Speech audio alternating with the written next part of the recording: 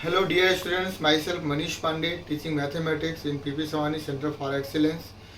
जानते हैं आप सेंटर फॉर एक्सीलेंस एक स्कूल इंटीग्रेटेड प्रोग्राम है जिसके थ्रू अपन स्कूलिंग के साथ साथ आपको IIT JEE और मेडिकल की तैयारी करवाते हैं।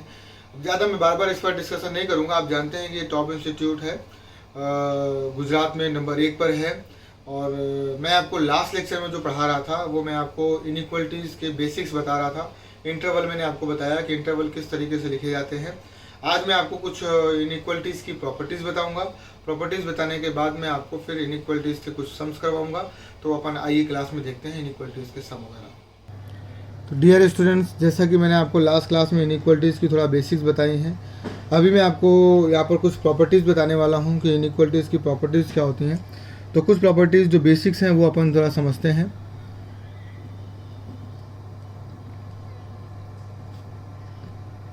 तो प्रॉपर्टीज़ में क्या क्या है वो ज़रा देखते हैं। पहली प्रॉपर्टी ये है। पहली प्रॉपर्टी को मैं एग्जांपल से समझाता हूँ। सपोज अब 2 और 5 लिखा हुआ है। अब बताइए कौन बड़ा है? ऑब्वियसली 5 बड़ा है। लेकिन यदि मैं दोनों साइड माइनस का मल्टीप्लाई कर दूँ, मैं दोनों साइड माइनस का मल्टीप्लाई कर देता हूँ, अब बताइए कौन बड़ा है? -5 बड़ा, -2 बड़ा? ऑब्वियसली -2 बड़ा है, तो -2 बड़ा है। कहने का मतलब क्या हुआ कि यदि मैं दोनों साइड माइनस का मल्टीप्लाई करूँ तो इनइक्वलिटी की शक्ल जो है वो बदल जाती है, लेस देन से ग्रेटर देन हो जाती है। तो आपकी जो पहली प्रॉपर्टी हो गई, if we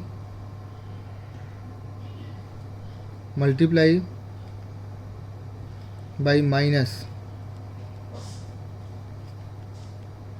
in both side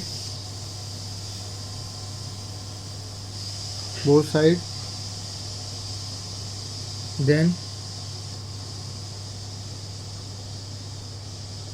inequality will change। पहली प्रॉपर्टी। दूसरी प्रॉपर्टी ये है, सपोज अब दूसरा एग्जांपल मैं लेता हूँ। 2 और 5 में से कौन बड़ा है? ऑब्वियसली 5 बड़ा है। यदि मैं दोनों का रेसिप्रोकल कर दूँ, मतलब 1/2 लिख दूँ, उसको 1/5 लिख दूँ, अब कौन बड़ा है? ऑब्वियसली 1/2 ज़्यादा बड़ा है, तो 1/2 की तरफ शक्ल बढ़ जाएगी। इसका मतलब यदि रेसिप्रोकल करते हैं कभी आप, तो रेसिप्रोकल करने में भी इनइक्वलिटी की शक्ल जो है बदल जाती है। तो दूसरी प्रॉपर्टी हो गई, इफ़ वी मेक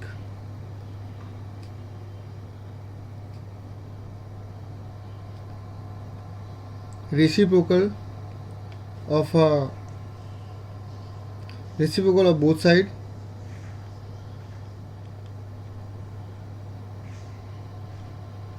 then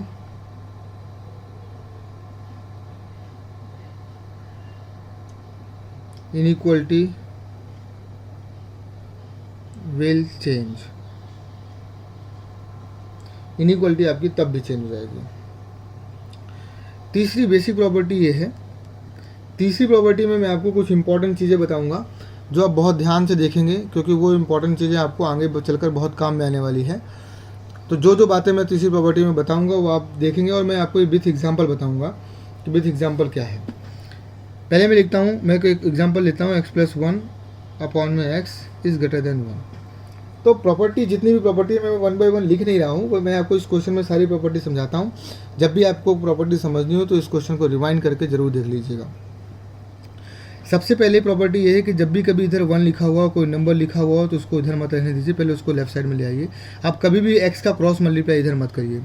कभी आपके मन में आ रहा होगा कि x का इधर क्रॉस मल्टीप्लाई करते हैं, तो ऐसा कभी भी मत करिए। तो यदि आप ऐसा कर देंगे तो क्रॉस मल्टीप्लाई हो जाएगा, x कैंसिल हो जाएगा, 1 आ जाएगा, तो 1 ग्रेटर देन 0 आ जाएगा, तो इसका तो कोई मीनिंग हुआ नहीं। तो कभी भी क्रॉस मल्टीप्लाई नहीं करना, आपको इसको इधर लाना है। -1 इधर ले आए, ग्रेटर देन 0 लिख दीजिए। 1 इधर से आ गया तो 0 हो गया। इसको अब सॉल्व करिए। x+1 -x/x greater than 0, x cancel, 1/x greater than 0। अभी भी आप x का इधर मल्टीप्लाई मत करिए। आप इस x का मल्टीप्लाई इधर कर सकते हैं, लेकिन कब? जब आप श्योर हों कि ये क्या है, ऑलवेज पॉजिटिव रहेगा। लेकिन अभी आप यहाँ पर देखेंगे तो आपको यहाँ पर पता चल रहा है इस साइड पर कि x की नेगेटिव वैल्यू पर ये नेगेटिव रहेगा, पॉजिटिव वैल्यू पर ये पॉजिटिव रहेगा। यानी यू आर नॉट श्योर कि x कब पॉजिटिव है और कब नेगेटिव है। मतलब ये LHS आपका कब पॉजिटिव है कब नेगेटिव है, डिपेंड करेगा x की वैल्यू पर। लेकिन यदि मैं क्या करूँ, इसको परफेक्ट स्क्वायर बना दूँ, नीचे को दोनों ऊपर नीचे मैंने एक्स का मल्टीप्लाई कर दिया, परफेक्ट स्क्वायर बना दूँ, तो आई एम श्योर कि अब आपका जो नीचे डिनोमिनेटर लिखा हुआ है, डिनोमिनेटर इज ऑलवेज पॉजिटिव। जब भी डिनोमिनेटर आप श्योर हो जाए कि ऑलवेज पॉजिटिव है, तो उसका उधर क्रॉस मल्टीप्लाई कर दीजिए। तो ये लीजिए, क्रॉस मल्टीप्लाई किया तो ये आ गया 0। तो कुल मिलाकर करना क्या है कि आपको श्योर होना है कि डिनोमिनेटर आपका ऑलवेज ग्रेटर देन 0 है, सॉरी ऑलवेज ग्रेटर देन 0 है, यानी पॉजिटिव आना चाहिए। यदि पॉजिटिव आ रहा है तो आप उसका क्रॉस मल्टीप्लाई कर सकते हैं, वो भी 0 के साथ। तो ये बहुत ध्यान में रखने वाली बात है। तो इसका आंसर आ गया x बिलोंग्स टू r, यानी इसका आंसर है x belongs to 0, sorry x is greater than 0, यानी कि इस इनइक्वलिटी का जो आंसर आएगा वो आएगा x इज 0 टू इन्फाइनाइट, 0 से लेकर इन्फाइनाइट तक की किसी भी वैल्यू पर ये इनइक्वलिटी क्या होगी, वैलिड रहेगी। दोनों पर ओपन ब्रैकेट लगेगा क्योंकि यहाँ पर स्ट्रिक्ट इनइक्वलिटी है। तो ये मैंने आपको दो प्रॉपर्टीज़ में बताई कि पहली प्रॉपर्टी ये बताई कि कभी भी आप इधर नंबर मत रहने दीजिए, नंबर जो भी इधर लिखा हुआ है पहले उसको LHS में लाकर उसको सॉल्व करिए। सॉल्व करने के बाद आप डिनोमिनेटर का क्रॉस मल्टीप्लाई कभी भी मत करिए जब तक आप ये श्योर ना हो कि डिनोमिनेटर आपका पॉजिटिव है। डिनोमिनेटर को पॉजिटिव बनाने का सिर्फ एक ही तरीका है और बहुत आसान तरीका है कि आप उसको परफेक्ट स्क्वायर बना दीजिए या इवन पावर में बना दीजिए। मान लीजिए क्यूब की पावर है तो उसे 4 पावर में बना दीजिए, यदि 5 पावर में हो तो उसको 6 पावर में बना दीजिए, क्योंकि इवन पावर में रहेगा तो डिनोमिनेटर हमेशा क्या रहेगा, 0 से बड़ा आएगा, यानी पॉजिटिव आएगा। तो जब भी आप श्योर हो कि पॉजिटिव नंबर है तो उसका आप क्रॉस मल्टीप्लाई कर सकते हैं। जैसे कोई नंबर लिखा हुआ है, suppose x/2 is greater than 0, तो ऑब्वियसली 2 तो नंबर है, 2 तो ऑलवेज 0 से बड़ा है, तो 2 का क्रॉस मल्टीप्लाई हो सकता है। ऐसा नहीं कि क्रॉस मल्टीप्लाई भी कभी कर नहीं सकते। जैसे x/2 इज ग्रेटर देन 0 तो x इज ग्रेटर देन 0, क्योंकि 2 तो नंबर है, 2 तो 0 से बड़ा है, तो 2 का इधर मल्टीप्लाई कर सकते हैं, तो इसमें कोई प्रॉब्लम नहीं है, ये आप कर सकते हैं, ठीक है ना। तो इसमें कोई ऐसी दिक्कत नहीं है। अब आइए कुछ क्वेश्चन देखते हैं और क्वेश्चन को किस तरीके से सॉल्व करेंगे उसकी मैं मैथोलॉजी आपको सिखा रहा हूँ, तो वो मैथोलॉजी भी आप लोग अच्छे से ध्यान से समझिए। क्वेश्चन में 2-3 क्वेश्चन लिखता हूँ। पहला क्वेश्चन, सपोज मैंने लिख दिया x-1 x-2 is greater than 0। कैसे सॉल्व करेंगे आप बहुत ध्यान से मेरी बात को सुनिए। पहले आप इन सब को अलग अलग 0 के बराबर लिख दीजिए। जैसे x को आप x-1 को जितने भी फैक्टर हैं, मैं फैक्टर फॉर्म में बता रहा हूँ, यदि फैक्टर फॉर्म में नहीं है कोई इक्वेशन तो उसको फैक्टर फॉर्म में आपको बनाना पड़ेगा। तो फैक्टर फॉर्म में पहले से मैं फैक्टर फॉर्म में समझाता हूँ, फिर बाद में मैं आपको समझाऊंगा कि फैक्टर फॉर्म में किस तरीके से इक्वेशन बना सकते हैं। जैसे x-1 लिखा हुआ है, x-2 लिखा हुआ है, तो आप इसको इक्वल टू 0 कर दीजिए अलग से और देखिए x की वैल्यू क्या आएगी। तो x-1 को आप 0 करेंगे तो x की वैल्यू आएगी 1 और यहाँ से x की वैल्यू आएगी 2। आप एक नंबर लाइन बनाइए, नंबर लाइन में आप 1 को डिनोट करिए, जो जो नंबर यहाँ पे आया हुआ है 1 को डिनोट करिए और 2 को डिनोट करिए। आप ये देखिए क्या x का साइन हमेशा पॉजिटिव है? जी हाँ, x का साइन इसमें भी पॉजिटिव है, x का साइन इसमें भी पॉजिटिव है। यदि पॉजिटिव है तो आप कर्व हमेशा ऊपर से स्टार्ट करिए। ये ऊपर से आप ऐसे कर्व स्टार्ट करिए, जो नंबर है नंबर को क्रॉस करिए और नंबर फिर से अगले नंबर पे जाइए, फिर से अगले नंबर को क्रॉस करिए। अब इसमें इस लाइन को इस कर्व ने 2 पार्ट में डिस्ट्रीब्यूट कर दिया, लाइन का ऊपर का पोर्शन और लाइन का नीचे का पोर्शन। देखिए ये वाला पोर्शन लाइन के ऊपर है, इस लाइन के नंबर लाइन, ये नंबर लाइन है, ये इधर इनफाइनाइट है और ये इधर माइनस इनफाइनाइट है। ये नंबर लाइन है, नंबर लाइन के ऊपर का पोर्शन है पॉजिटिव, नंबर लाइन के नीचे का पोर्शन है नेगेटिव, और ये देखिए ये वाली लाइन नंबर लाइन के ऊपर है, आपको दिख रहा होगा। तो यहाँ से मैं यदि आंसर लिखना चाहूँ तो मैं आंसर ऐसे लिखूँगा, x बिलोंग्स टू। आप ज़रा देखिए साइन क्या है, ये वाली वैल्यू बड़ी है 0 से, यदि ग्रेटर देन 0 है, ग्रेटर देन 0 है तो मैं भी आपको कंफ्यूज नहीं कर रहा, जैसा मैं आपको बता रहा हूँ वैसा आप सीखिए। आगे मैं आपको और भी इसमें कुछ ट्विस्ट आएगा तो वो ट्विस्ट मैं आगे चलकर आपको बताऊंगा। जैसे x-1 और x-2 ग्रेटर देन 0 है, तो ग्रेटर देन 0 होने का मतलब अब आपको लाइन नंबर लाइन के ऊपर वाला पोर्शन आपका आंसर है। ऊपर वाला पोर्शन मतलब 2 से लेकर इन्फाइनाइट तक लाइन ऊपर है, कर्व ऊपर है। तो आपका एक बार कर्व ऊपर कब है, जब आपका माइनस इन्फाइनाइट से आप 1 तक आएंगे तो कर्व आपका ये ऊपर है।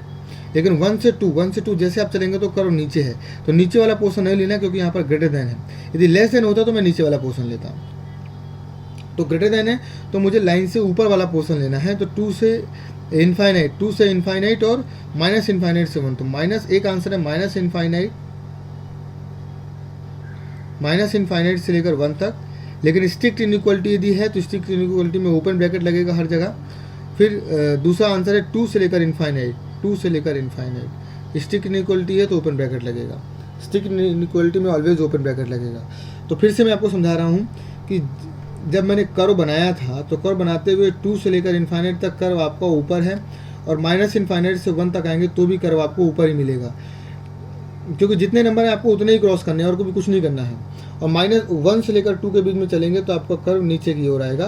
तो आपका आंसर नीचे वाला नहीं है, क्योंकि यहाँ पर ग्रेटर देन का साइन लिखा हुआ है। तो जब 2 आंसर आ रहे हैं, 2 आंसर आ रहे हैं, उनको आंसर को, दोनों आंसर हमारे आंसर हैं, तो उसके बीच में हमेशा यूनियन लगाते हैं, इसे बोलते हैं यूनियन का साइन। तो जब 2 या 2 से ज़्यादा आंसर आते हैं तो यूनियन का उपयोग करते हैं। एक और एग्जाम्पल मैं आपको बताता हूँ। जैसे मान लीजिए x is greater than 1, x is greater than 2, x is greater than, मतलब x, और ये मान लीजिए लेस देन आ गया, less than 0, x -1, x -2, x -3, less than 0 suppose मैंने लिख दिया। तो अब इसको सॉल्व करने के लिए फिर से मुझे नंबर लाइन बनानी होगी। मैं एक नंबर लाइन बनाऊंगा, सबको अलग अलग 0 के बराबर करूंगा। तो इसको 0 के बराबर करूंगा तो यहाँ पर x की वैल्यू 1 आएगी, यहाँ पर x की वैल्यू 2 आएगी, यहाँ पर x की वैल्यू 3 आएगी। तो तीनों नंबर को यहाँ पर डिनोट कर दीजिए 1 2 3। फिर आप चेक करिए क्या सभी x पॉजिटिव है। तो हाँ, ये x पॉजिटिव है, ये भी x पॉजिटिव है, ये भी x पॉजिटिव है। यदि x पॉजिटिव नहीं है तो आपको x को पॉजिटिव बनाना पड़ेगा, लेकिन यहाँ पर ऑलरेडी x पॉजिटिव है तो आपको परेशान होने की ज़रूरत नहीं है। x पॉजिटिव होगा तो ऑलवेज कर्व यहाँ से स्टार्ट होगा, ऊपर से। देखिए फिर से ये इनफाइनाइट है, ये माइनस इनफाइनाइट है, ऊपर से कर्व स्टार्ट हुआ। आप अगले नंबर तक जाइए, फिर आप फिर ऊपर पहुँच गए तो ऊपर से अगले नंबर तक जाइए, फिर आप नीचे। अब नीचे से ऊपर जाने का कोई रास्ता ही नहीं, क्योंकि कोई नंबर नहीं। जब तक नंबर नहीं आएगा तब तक मैं लाइन को क्रॉस नहीं करूँगा। लाइन को क्रॉस करते हैं जब नंबर आ जाता है, और हमेशा क्रॉस नहीं करते। जब कब क्रॉस नहीं करते वो मैं आगे चलकर आपको बताऊंगा, लेकिन फ़िलहाल अभी आप बस इतना समझिए कि जब भी नंबर मिलेगा तो आपको नंबर को क्रॉस करना ही है। अब आप देखिए ज़रा लेस देन का मतलब कि अब ये जो नंबर लाइन है, नंबर लाइन से नीचे वाला पोर्शन आपका आंसर है। यानी ये देखो माइनस वाला, ये जब कर्व नीचे है, कर्व नीचे यहाँ पर है और कर्व नीचे यहाँ पर है। तो कर्व आपका नीचे कब है? एक तो नीचे है जब माइनस इनफाइनाइट से 1 तक, माइनस इनफाइनाइट से 1 तक जाएंगे तो कर्व आपका नीचे है। फिर से मैंने ओपन ब्रैकेट लगाया है क्योंकि यहाँ पर स्ट्रिक्ट इनइक्वालिटी है। और एक आंसर है 2 से 3, क्योंकि 2 से 3 में भी कर्व नीचे है, कर्व नीचे लाइन से नीचे है। ठीक है ना, लाइन से नीचे वाले पोर्शन में यहाँ पर कर्व है, यहाँ पर कर्व। 2 से 3 में कर्व नीचे है और माइनस इनफाइनाइट से 1 में कर्व नीचे है। तो माइनस इनफाइनाइट से लेकर 1 और 2 से लेकर 3 दो आंसर है। दो आंसर को कंबाइन करना है तो आप यूनियन लगा दीजिए, ये आपका आंसर हो गया। एक और एग्जांपल मैं आपको बताता हूं। सपोज x -1 x -5 ऐसे दिया हुआ है, और मान लीजिए यहाँ पर दिया हुआ है ग्रेटर और इक्वल टू 0, ग्रेटर और इक्वल टू 0 दिया हुआ है। फिर से आप नंबर लाइन बनाएंगे, कोई दिक्कत नहीं है, नंबर लाइन बनाइए और सबको अलग अलग 0 के बराबर रखिए। यहाँ पर 0 करेंगे तो x 0 आएगा, यहाँ पर 0 करेंगे तो 1 आएगा, और यहाँ पर करेंगे तो 5 आएगा। यानी कि 0 1 5 को यहाँ पर डिनोट कर दीजिए। डिस्टेंस से कोई फर्क नहीं पड़ता कि कितनी डिस्टेंस है, वो आप मत लगाइए, उसको आप मत देखिए। Infinite minus infinite. अब इसके बाद सभी x पॉजिटिव हैं। जी हाँ, ये भी x पॉजिटिव है, ये भी x पॉजिटिव है, ये भी x पॉजिटिव है। सभी x पॉजिटिव है तो लाइन ऊपर से स्टार्ट होगी, ये ऊपर से करवाया हम, अगले नंबर तक जाएंगे, अगला नंबर फिर से मिलेगा। अब नंबर नहीं है तो नीचे आ गए। अब ग्रेटर और इक्वल है, ग्रेटर और इक्वल है इसका मतलब लाइन के ऊपर वाला पोर्शन। तो लाइन के ऊपर वाला पोर्शन यहाँ पर है और यहाँ पर है, यानी आपका आंसर 0 से लेकर 1 है और एक आंसर है 5 से लेकर इनफाइनाइट तक। लेकिन यहाँ पर स्लैक इनइक्वलिटी है, तो जहाँ पर भी नंबर है वहाँ पर ओपन ब्रैकेट क्लोज ब्रैकेट लगेगा। लेकिन इनफाइनाइट में कभी भी ओपन ब्रैकेट नहीं लगाते, यहाँ पर अपन ओपन ब्रैकेट लगाएंगे। इनफाइनाइट में ऑलवेज नियम है, इनफाइनाइट का रूल है, मैंने आपको बताया क्यों ऐसा होता है। इनफाइनाइट जब भी आएगा तो आप हमेशा ओपन ब्रैकेट लगाएंगे। और यहाँ पर देखिए, यहाँ पर दोनों जगह नंबर है तो यहाँ पर दोनों जगह क्लोज ब्रैकेट आएगा। क्लोज ब्रैकेट इसलिए आ रहा है क्योंकि यहाँ पर स्लैक इनइक्वलिटी है। नेक्स्ट एक और छोटा सा एग्जांपल मैं आपको समझाने की कोशिश करता हूँ। जैसे मान लीजिए x -2 x -7 इज़ लेस और इक्वल टू 0। फिर से नंबर लाइन बनाइए, यहाँ से 2 पर आएगा, यहाँ पर से 7 पर आएगा। तो 2 और 7 लिखिए, दोनों x पॉजिटिव हैं, दोनों x यदि पॉजिटिव हैं तो ऑब्वियसली ऊपर से कर्व स्टार्ट होगा। ये देखिए, ये माइनस इनफाइनाइट है, ये प्लस इनफाइनाइट है। ये लीजिए। अब लेस देन है मतलब कि कर्व के नीचे वाला पोर्शन कौन सा, लाइन से नीचे कर्व का नीचे वाला पोर्शन कौन सा है, लाइन के नीचे कौन सा पोर्शन है, तो 2 से 7 तक लाइन नीचे है, यानी आपका आंसर है एक्स की वैल्यू 2 से लेकर कहाँ तक, 7 तक। लेकिन कौन सी इनइक्वालिटी है, स्लैक इनइक्वालिटी, तो स्लैक इनइक्वालिटी में आपको लगाना है क्लोज ब्रैकेट। तो ये आपके आंसर है। तो मेरे ख्याल से ये आपको समझ आ गया होगा। और किस तरीके से इनइक्वालिटी सॉल्व करेंगे, ये मैंने बेसिक क्वेश्चन बताए हैं। इनइक्वालिटी के क्वेश्चन यहीं समाप्त नहीं होते, बहुत सारे क्वेश्चंस हैं जो मैं आपको 1 बाय 1 अभी बताने वाला हूँ। तो अपन नेक्स्ट लेक्चर में मिलते हैं, नेक्स्ट लेक्चर में अपन इसको और अच्छे से विस्तृत रूप से समझते हैं, राइट। तो चलिए मिलते हैं नेक्स्ट लेक्चर में।